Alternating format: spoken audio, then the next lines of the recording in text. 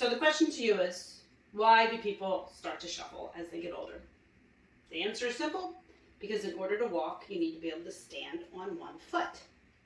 Walking is actually standing on one foot, propelling to the other. Standing on one foot and propelling to the other. When you lose the ability to very securely balance on one foot for a period of time, look straight ahead, turn your head, you end up taking shorter steps, looking down, and then shuffling. As this is happening, we're also probably having some problems with our memory and our cognition, because our balance and coordination is pretty directly related to our brain health.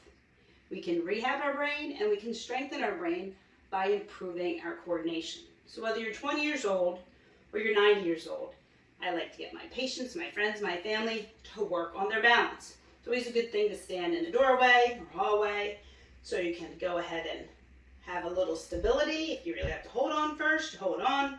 Then you can go here, then you can stand. We always want to make sure that we have the weight to the inside of our foot because that keeps us to the center of our mass.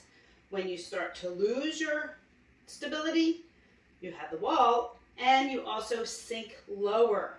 So you lower your center of mass. That's what helps for you to stabilize and get more coordinated. So you want to make sure that you can do things symmetrically. And we're all going to probably have one side that's better than the other. And typically the side that we're worse on, that means our hips shooting out. So in order to help to stand up, you need to lift this other hip up and lower your center of gravity into the inside of your foot, but you lift this hip. That brings everything more in alignment here.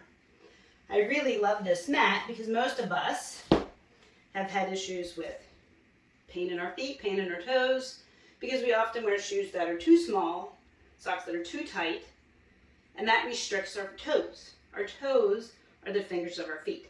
So then our feet atrophy. So you can't balance well if you can't use your toes. So this mat will help to reactivate the muscles of your feet. You can walk on it, you can do calf raises with it, and you can especially balance on one foot with it. Right? So breathing, relaxing, thinking of keeping the weight to the inside. It's a great, great, great start. I have my 90-year-old mom using it. I have people who just really love this very much. And another thing you can graduate to, and I like to do this at least a minute a day per leg. That will help to strengthen the whole kinetic chain from the end of the toes, through the knee, through the hip, up into the core, and helping our posture. Typically, I would use this cushion with a sneaker. But if it's firm enough, you can do it barefoot. This is going to really give you more challenge laterally and all the way around than what that will be. And the purpose is to be able to stand on one foot. And even though my ankle can move all around, I can keep pretty stable here.